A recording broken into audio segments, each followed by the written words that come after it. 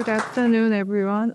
Thank you all so much for being here today. And I'd like to start by expressing my gratitude to Dundas Valley School of Art for giving me this opportunity to speak with you. I want to begin by my personal story that makes today's talk especially meaningful to me. When I first immigrated to Canada, I was working in my family's business and trying to find my footing in a new country. But no matter how busy my life became, I couldn't let go of my dream to continuing study arts. So I was looking for opportunities and found an open life drawing class in Dundas Valley School of Art. And that time I was living in Cambridge, and it was an hour-long drive to get here. But I came here once a week, and because it was the only place I could truly be myself, and I feel like I could breathe. So when Alicia suggested I do artist talk here, I was so happy and a bit amazed. I never imagined years later I'm standing here as an artist. It's not like real. So I'm so happy, and that journey pursuing art, even during busy and challenging times, that shapes who I am as an artist today. And it led me to explore more deeper themes like identity, displacement, and finding connection in unfamiliar places. Those ideas that are central to my practice. Today, I want to share some of those stories with you, how I developed my process and what inspires my work, and some of the projects I have created along the way. I'm a multidisciplinary artist, originally from Korea, and now I'm living and working in Guelph. And my background is in set design, which I studied in university in Korea. For a long time, my practice was heavily focused on installation art, but during the pandemic, my practice shifted, and now I begin more focus on two-dimensional works. Let me start by introducing Hanji, the medium I use in many of my works. Hanji is a traditional Korean handmade paper made from inner bark of mulberry tree. It's incredibly strong and versatile, and has been an essential part of Korean culture for centuries.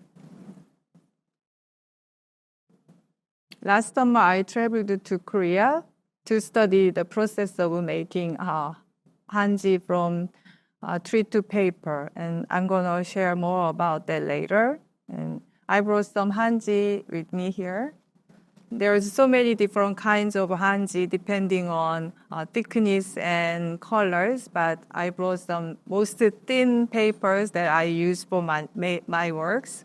So after the talk, feel free to come up and take a look at the Hanji.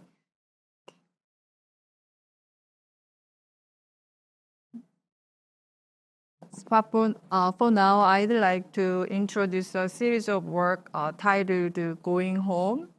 Okay. This was the first two-dimensional work I created after I get in studio during pandemic.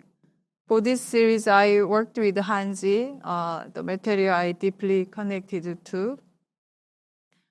I began by drawing two landscapes, one inspired by Canada's vast and towering mountains, and the other by Korea's smaller, gentler hills.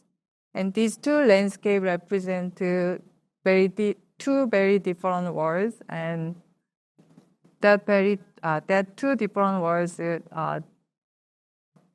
deeply meaning for me. And once the drawings were complete, I cut the Hanji into 1-inch strips, and I layered them together on a canvas. By merging these two landscapes, Canada and Korea, I created what I see as a third space. That space isn't entirely one or the other, but something in between. It reflects my experience of living between two cultures, navigating their contrast and finding harmony in their differences. This piece, Going Home, is one of the later works in the series, and I created on a round panel. While working on it, I realized carefully layering colors and value gives a piece a greater sense of depth. This was a discovery I hadn't expected at first, but it helped me understand the importance of planning my composition with more precision. Since then, I have paid close attention to values and colors in my work, intentionally creating depth where it's needed.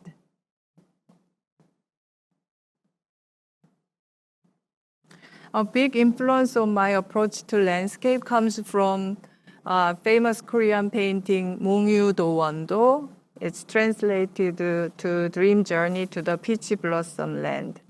This renowned work was created in 1447 by An Gyeon during the Joseon dynasty for Prince Anpyeong.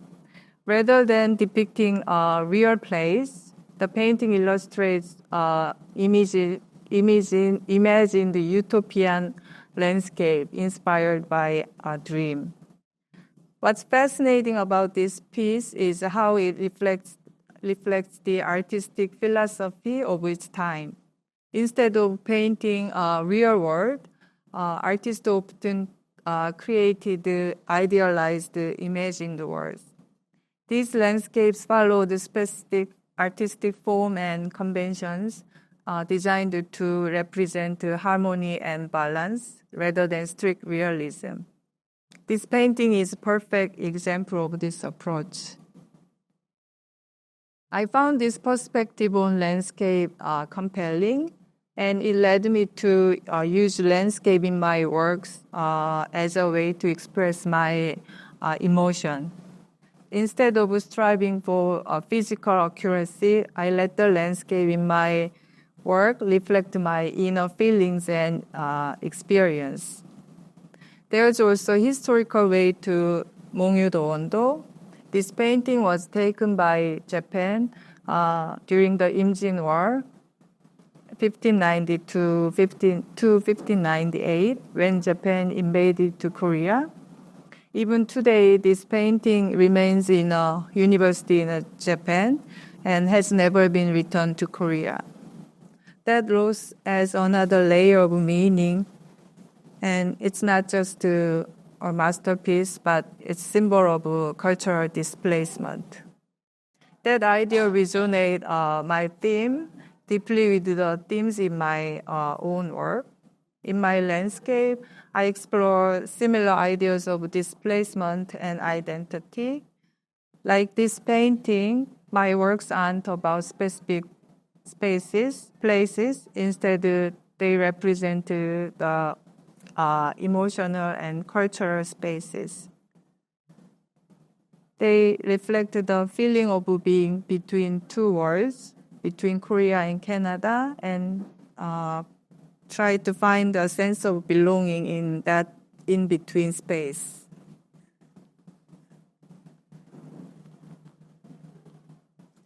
This is one of my larger pieces. It's a 10 by 12 foot work created on Hanji paper instead of canvas.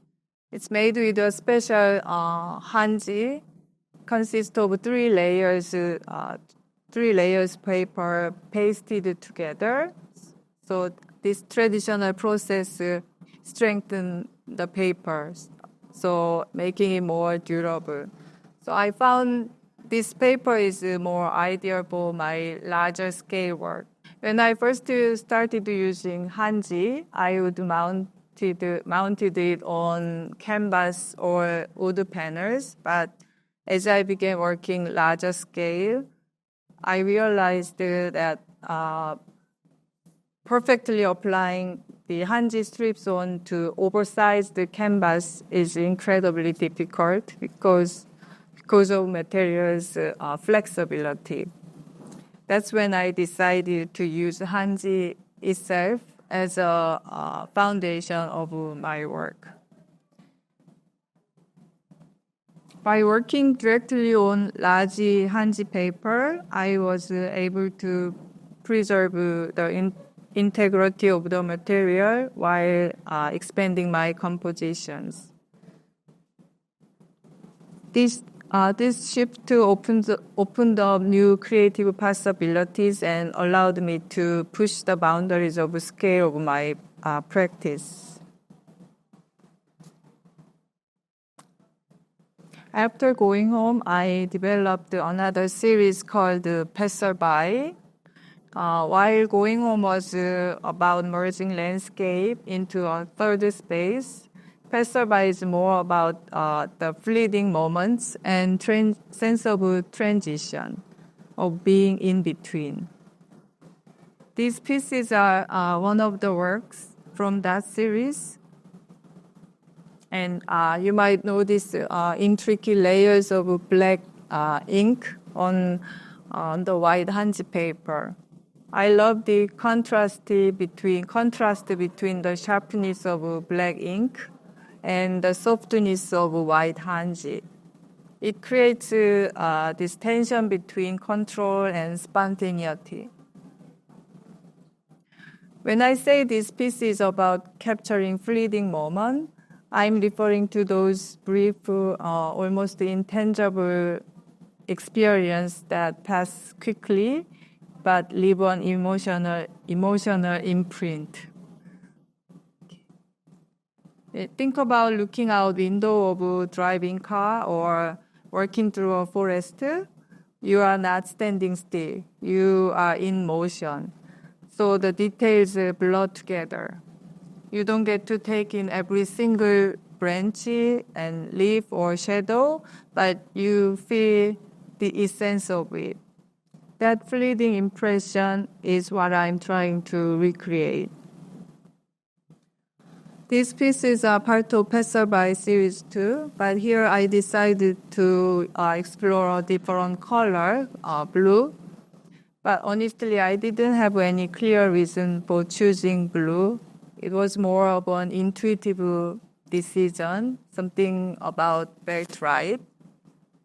But I wanted to find a color that carried a sense of longing and something melancholic and sorrowful. I spent a lot of time experimenting with different shades. I tried various brands of watercolors, acrylic, gouache, and pigment powder, also ink, until I finally found the exact tone I was looking for. Also, while working on this piece, I also discovered something unexpected about my material.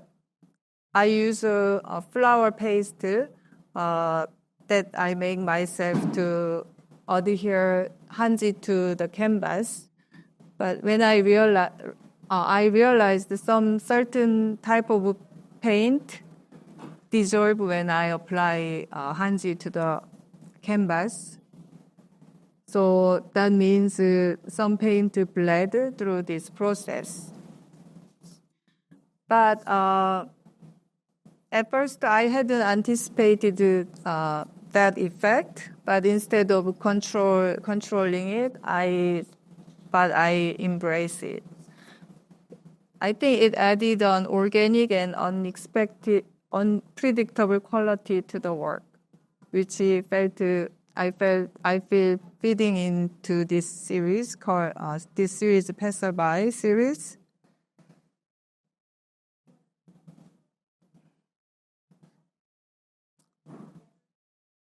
Now I want to take a step back and share how I first started working with Hanji, how I discovered this material, and how my practice has evolved into what it is today. I actually came to discover Hanji by chance.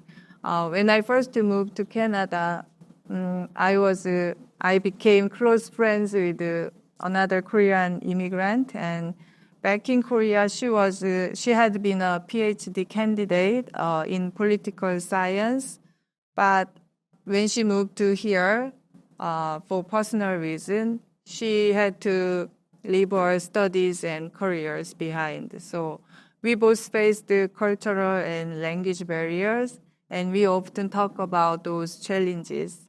And she was a huge support for me that time. I was studying at the University of Waterloo, and while also working and taking care of a 6-year-old son. So whenever my son's school closed and I had a class, she would look after him for me. And even now, she continues support my art in so many ways. A few years later, she moved to the U.S., and before she left, she gave me large collection of Hanji that she couldn't take with her. That moment really stayed with me and made me reflect on what Hanji means to us as Korean, and why did she bring this traditional paper all the way across the world, and what did it represent for her, and what did it mean to me. Those questions lingered in my mind and became the starting point for my exploration of Hanji and its significance in my work. The Hanji my friend left me was incredibly thin, and I wasn't sure how to use it at first. At the time, my practice was primarily focused on installation art, but the paper was too delicate for three-dimensional structure. My son, he was 6 years old at that time. So I started experimenting, layering and gluing 3 papers together to strengthen the material and making it more durable for sculptural work. This photo shows the paper after I bonded 3 layers together, and whenever I need a larger size, I would glue multiple papers side by side and adjust them as I needed. Hanji turned out to be incredibly flexible and adaptable, allowing me to shape it to fit my creative process. My first experiment with Hanji was actually part of my fine art course on media and performance art at the University of Waterloo. For the performance I had planned, I needed to create a paper boat out of Hanji. Using the papers I had prepared, I carefully folded the paper to construct a nearly life-size paper boat, as you can see in this photo. And I took the boat to the Grand River near my neighborhood and launched it onto the water. And I recorded the entire process, how the boat floated and drifted and eventually disappeared with the current. As part of the piece, I also prepared a small paper boat for passers-by. I invited them to place the boats into the water while they are listening to an audio recording, that conversation between my son and me. I created a QR code linked to the audio file so they could listen on their phones. At that time, my son would always respond to me in English whenever I spoke to him in Korean. It was a strange and bittersweet moment for me. one that made me reflect on language, identity, and the distance that can grow even within a family. So I recorded the whole process and posted on YouTube at that time. This piece is untitled because I didn't want to limit how viewers interpret it. And titles often direct people toward a specific meaning, but I wanted to leave space for different perspectives, especially for this piece. This installation consists of 10 large Hanji paper. It's about 10 by 12 foot, suspended from the ceiling. As a mature student, communicating in English was incredibly difficult for me as a non-native speaker. Until now, I had trouble. I found myself looking up the same word in a dictionary over and over again, and I used to mark each word that I look up with a check mark. And one day I noticed some of the words I checked so many times, so it was overwhelming. That moment once again made me realize just how hard it was to learn a new language. And eventually I started keeping a vocabulary notebook, writing down unfamiliar words as I encountered them. That habit stayed with me for a while and later became the inspiration for this installation. In this piece, I wrote words in charcoal on paper, then erased and rewrote them again and again. I did 10 times for each word. This repetitive process mirrored how language and culture take root. They don't become a part of us overnight. They are ingrained through repetition and through lived experience. It's something that gets written into both the mind and body. That's why this work combines both performance and installation. It reflects the process of learning, forgetting, and relearning.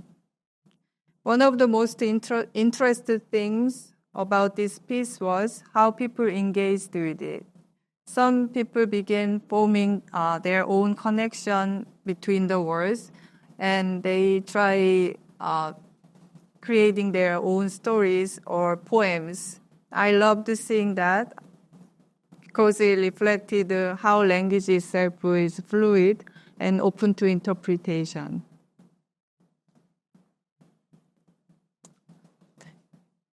As I continued working with Hanji, I became more interested in Korean culture and heritage. That's when I came across the Hyangnang, traditional Korean sachet, sewn from fabric and filled with fragrant materials. These sachets are typically triangular in shape, and I began to wonder how could I create one using with Hanji instead of fabric. That idea led to the piece you see here. As the title suggests, this work explores the connection between scent and memory. It was inspired by the Proust effect, a phenomenon named after French writer Marcel Proust, who described how a specific smell could unexpectedly bring back vivid, long-forgotten memories. Scent has a unique ability to trigger deep emotional recollections, often more powerfully than other senses. At the time, I was balancing work and study and motherhood, and I've always been drawn to sewing. I intentionally designed this piece in a way that allowed me to carry it with me, so stitching whenever I found a spare moment.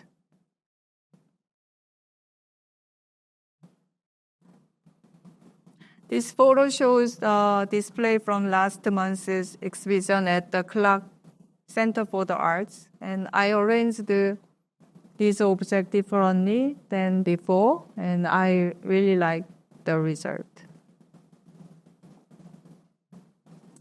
My exploration with the thread stitching and Hanji continued, and eventually leading me to create a bag entirely out of Hanji. As I mentioned earlier, while balancing school, work, and motherhood, I always left the house carrying multiple bags, one for school, one for my child's after-school activity, and one for work. It became such a routine part of my life that I barely thought about it. But instead of letting those moments pass unnoticed, I wanted to acknowledge them, to give them meaning through my work. That's what led me to this idea of making a bag out of Hanji. At first, I made a single Hanji bag, as you can see in this photo, but I began to wonder how could I expand this idea into something that would truly resonate with viewers. After some thought, I decided to create a repeated arrangement of bags and project a video onto them. I wanted to each bag act like an individual pixel and coming together to form a larger image. This repetition not only emphasized the themes of identity, but also allowed the video and installation to interact, blurring the boundaries between object and image, past and present. Handbags are everyday objects, often overlooked, but in this work, they became metaphors for identity, something we carry with us, sometimes without even realizing it. I sewed 72 Hanji bags. It's made from 2 layers of glued Hanji and stitched with red thread. In total, I used 350 papers of Hanji to create them.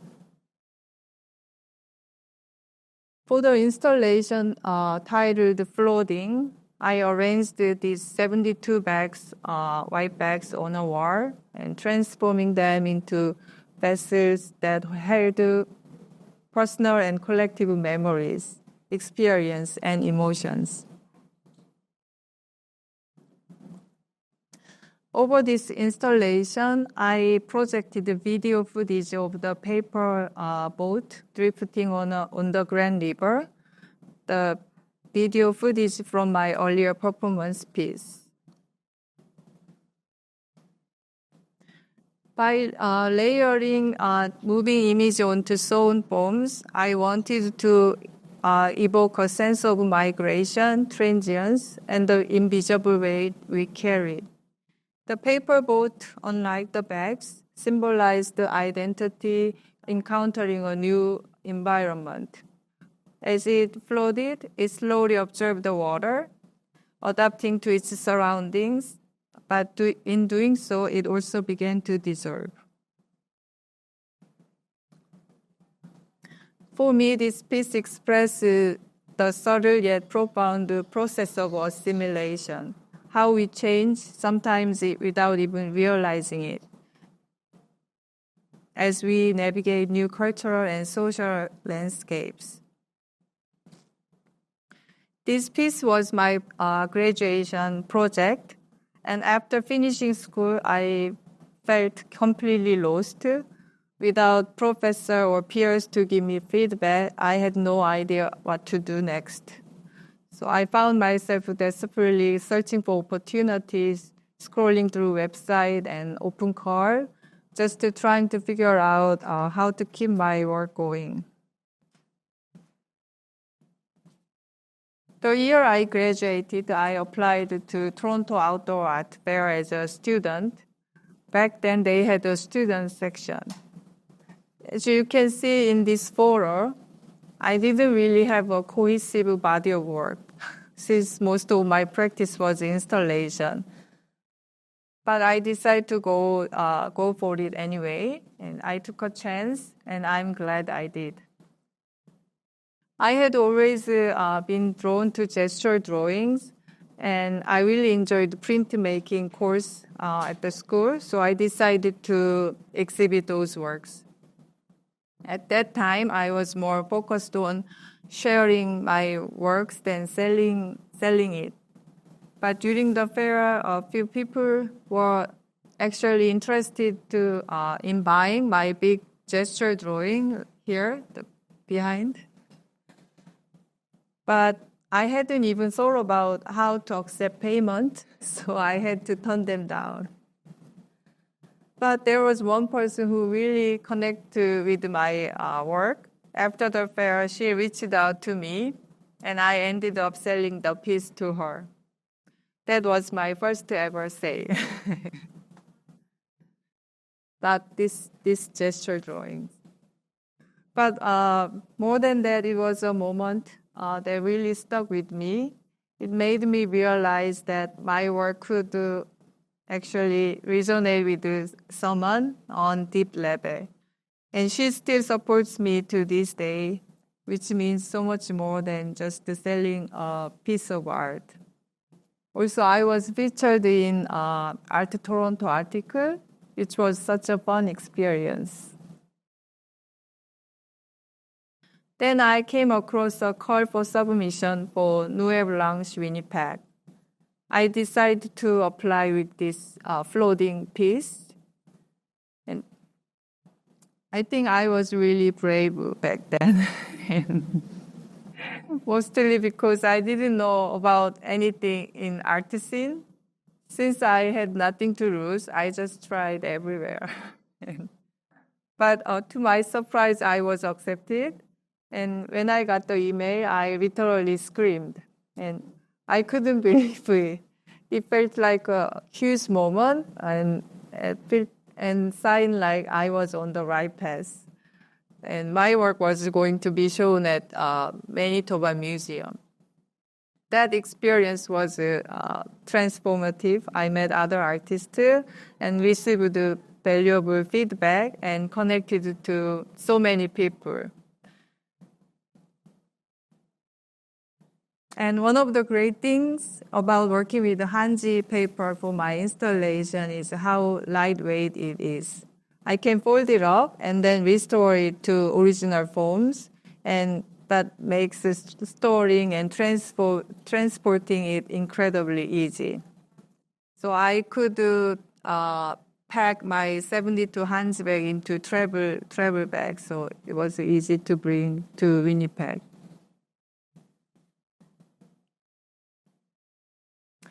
But after exhibition, I found myself struggling again. I felt isolated, and I still don't know how to move forward. Then the pandemic hit, making things even harder.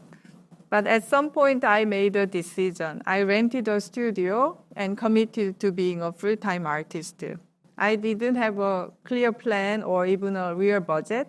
But I knew that if I didn't push myself, I might lose momentum. So I just went for it.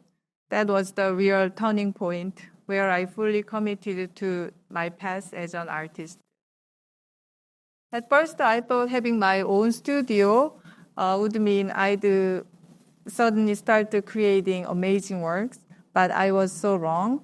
I sat in that empty space not knowing what to do for almost 3 months. I barely made anything. But I still showed up every day from 9 to 5. I sat there and just drawing. Even though I was making a big piece, I kept going because I was afraid of losing my touch. I sketched whatever I could, gesture, figures, images from books and magazines, just like when I used to attend a drawing session in Dundas Valley School of Art. I wasn't sure where it was leading, but I knew I had to keep going. One day I made a gesture drawing on Hanji with ink, and I noticed something unexpected. The paper was too delicate and translucent that you could see through it. that got me thinking, what if I layered them together? So I tried it, and that simple experiment became the foundation for the work I create today.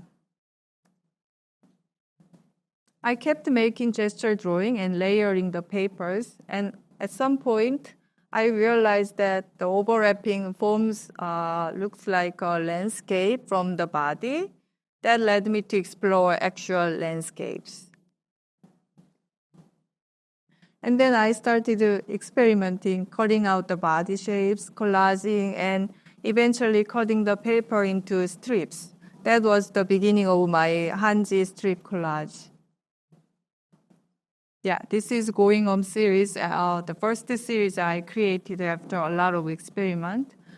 I started working full-time as an artist in 2022, and that year I applied to art fair in Guelph called Art on the Street, and I got so much great feedback, and now most of these pieces are found a new home. And thanks to all the great reaction and support, I went on to create many more pieces, including my Passerby series. And now I'd like to share with you my most recent creation from 2024. This piece is from the Passerby series.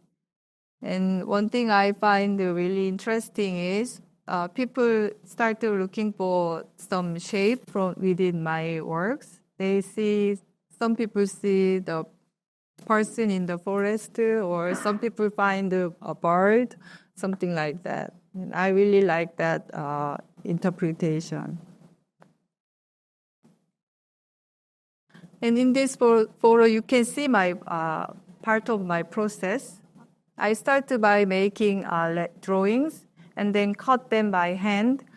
And about 2/3 of each strip overlaps when it's assembled. So I actually need much more drawing materials than final size of the piece. So another piece from Passerby.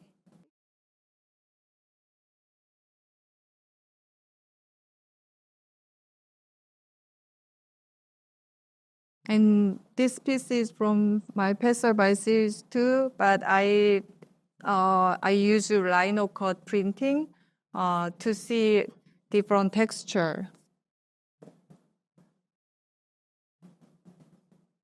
And this piece is called Floating.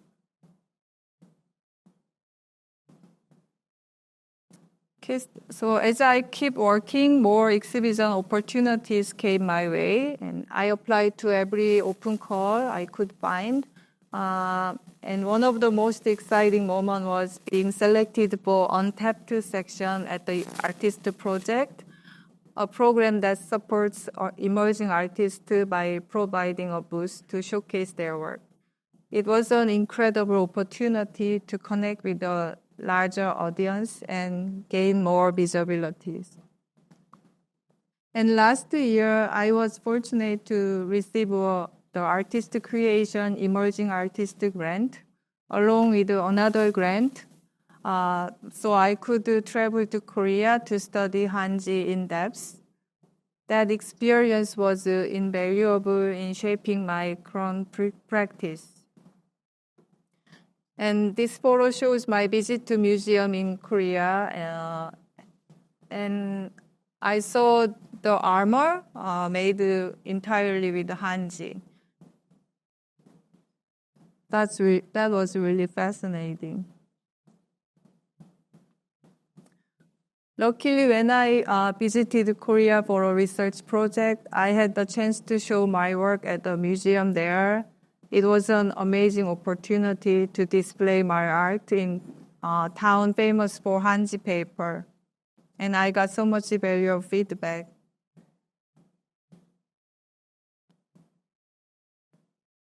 Also, at the exhibition I participated in, I met a gallery director who really loved my work.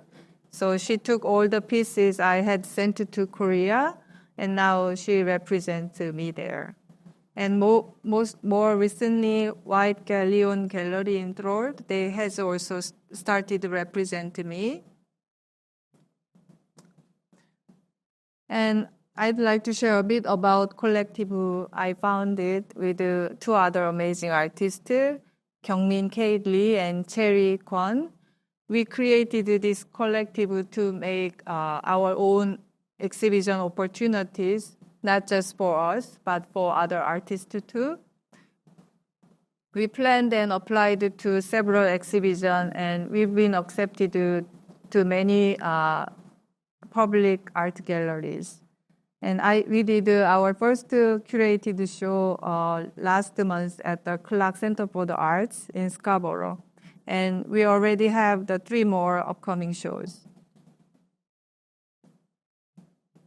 And personally, I'm excited to share that in March, I'll be part of a group show called Paper Story at the Propeller Gallery alongside with 2 other artists who also work with the paper.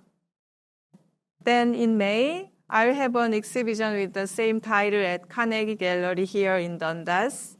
Since it's so close by, so I hope many of you can join us for the opening.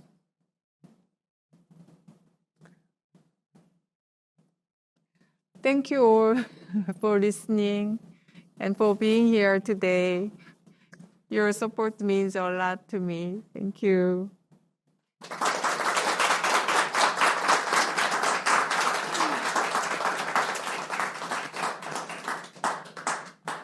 So we can open it up to questions.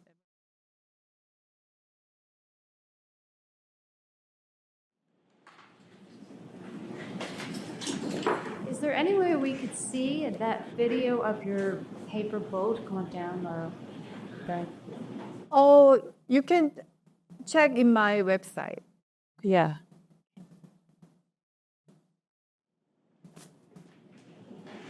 Awesome. Hi, Heejung. I'm just wondering, are you interested at all in going back to three-dimensional work? Actually, that's a good question. Yeah, this day I'm thinking to making more installation work. Because I think my background is in set design, I usually starting piece and think about all the story and making the work with the bigger space that I naturally coming. So yeah, that's my plan to do more installation work and video, yes. Mm-hmm.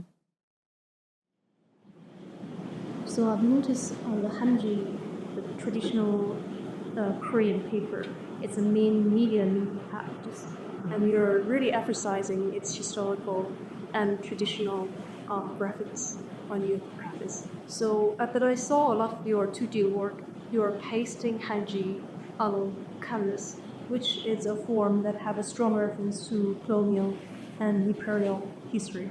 So I want to know about your thought about combining Hanji on canvas.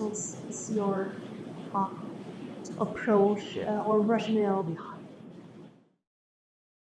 Oh, you mean why I'm using Hanji on canvas? I'm wondering, well, how do you deal with the colonial reference that the stretched canvas, this material, this form, already carried? Were you pasting a traditional Korean paper? Actually, when I exhibit in Korea last summer, it was famous. The town with famous in paper, Hanji paper. But I got really lots of good feedback from the artists in that town, because they always use Hanji paper in traditional way and didn't think about make a strip, make a like I like cut the Hanji into 1-inch strip, and they couldn't think about that because Hanji is so precious. So they just try to change it a little bit. But I think because I'm living Canada, so that's why I'm so brave to use it in many different ways. So it can be answered. I try to use more contemporary way. I think my question it's more about how do you think about the history and the visual reference of the scratch canvas itself way on the key. Sorry, I don't really understand what you say. Because the scratch canvas we're using the traditional for all people. It's a very Western. Western. Yeah. Western practice. And it's been, especially for living in Canada, is the reason we're not only practicing in Western countries, right, and it's outsourced over here, and also overly when we're living in Asia, a lot like public art institutions, they also have to top that. That's also due to history of its imperial history. So I wonder, what's your thoughts about that related to? Like I explained about my Going Home series. I'm an immigrant, and I'm not belong to. I'm completely belong to Korea or Canada. So that's why I think I mix my medium like Hanji to westernized like canvas too. That's the process, I think. I don't want to stick to the traditional way. I don't think it's that is not just, I don't know. So can I get something? Yeah.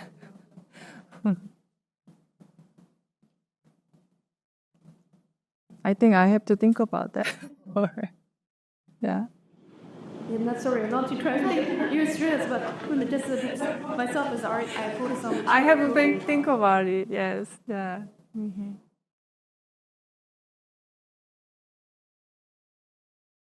Okay.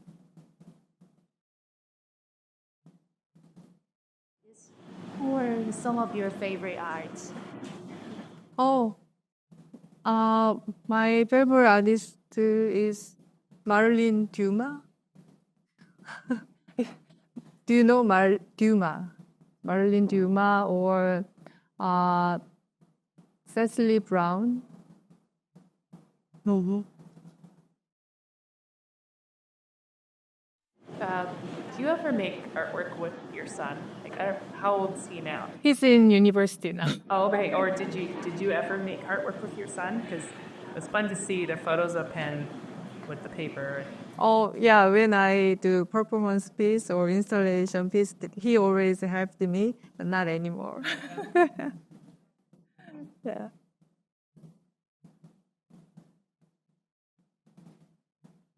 Oh, Do you listen to music while you work, or is it just silence? Hmm? Do you listen to music or the radio or something while you're... yeah, yes. I listen to music or podcast too. Maybe that partly cancels my question. Because I was going to ask you about, I was impressed when you were talking about going to studio, just being there for 3 months, putting in the time. Do you have tips for how to make art when you don't feel like it? Oh, yeah. I always feel like that every day in the morning. But that's why I promise to me, like, go every day. And certain time, like 9 o'clock, I made a routine. I be there at 9 o'clock, have a coffee, and I just start to whatever I draw. That's my routine. Then that drawing led to another work, and it led to another work. I find that, yes. I think that's most important thing. Just be there. The gestural figurative drawing that you were doing previously, do you see that might come back more into your work? And as you go, is that always part of your work, do you find? I really like that gesture drawing, and this work also started from gesture drawing. So I always thinking go back to gesture drawing and cooperate with the installation or something. So yeah, I'm gonna do that. Yeah. When you're working with strips of the agile paper, are you planning out how these strips are going to line up together, or are you just placing them as they come? Yeah, at first when I started using Hanji strip, I couldn't expect the finished image, but after my experience, I can imagine how it's gonna be. So, but exactly the same, but still I can plan composition. Whereas more leaves or more empty space, I plan it first, then I draw, then cut. So I can see the result in my mind. And are you trying to create certain forms or compositions in terms of themes, or just in terms of the spatial region? Are you thinking about how it might be interpreted, or? I'm not really represent some object or something, but I try to see the feeling and composition more than try to represent something. Is it answer? Yes.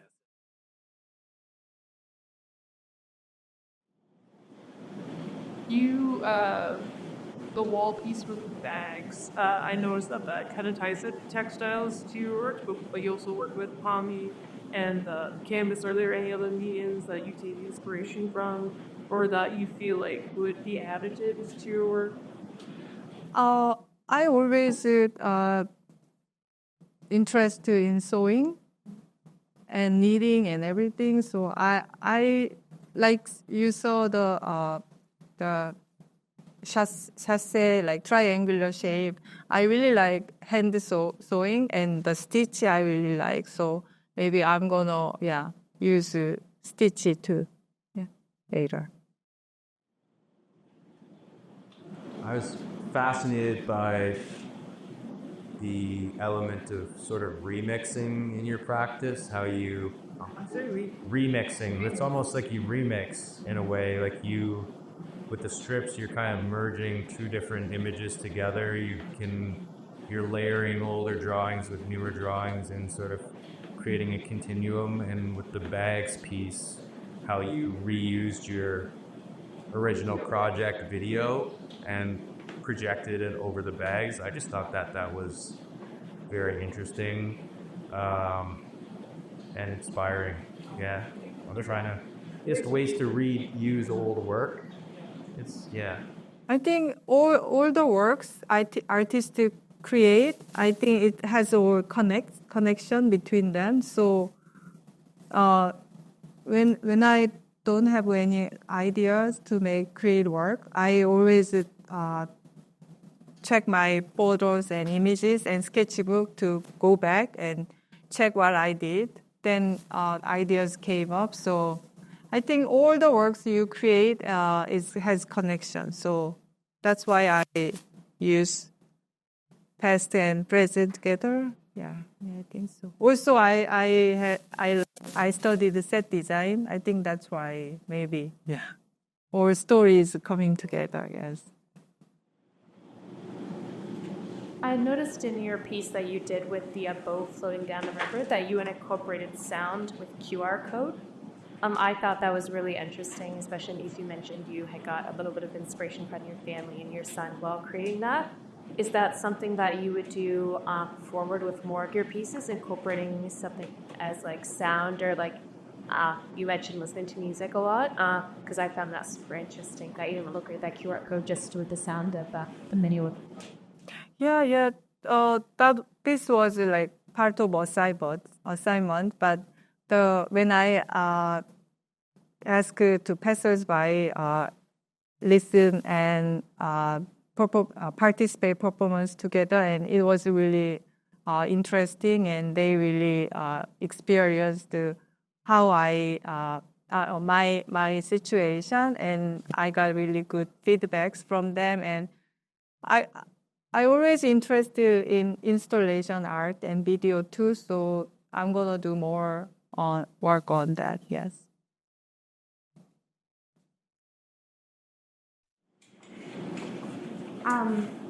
I noticed that it seems like you incorporate a lot of like gestural kind of quick loose drawing and really orderly straight lines in your work. And I imagine that you have to be in two pretty different frames of mind to make those different elements. Like one feels so loose and one is so controlled. Do you have to work on them at different times, or are you able to switch between all those two approaches? Actually, I really like this cutting and layering process. Then drawing. Drawing takes more time, and drawing needs more attention. But this process, to me, like a meditation, and I just listen music. Sometimes I watch Netflix, just hearing and do repetitive acting. That really heals me, so I really like this. But when I do gesture drawing or drawings, I have to more focus. So yeah, that takes more time, and yeah. Mm-hmm.